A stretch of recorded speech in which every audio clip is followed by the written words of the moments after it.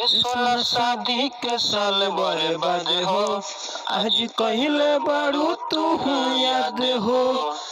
जब देखो तानी तोहके गौर से, अखिया भर जाता अभी लोर से।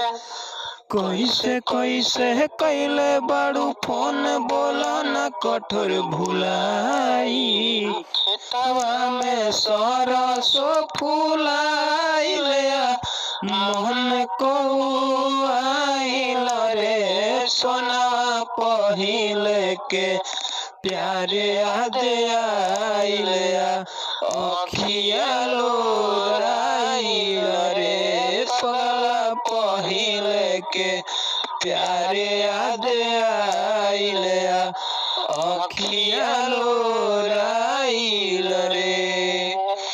चुप रहू पगलिया।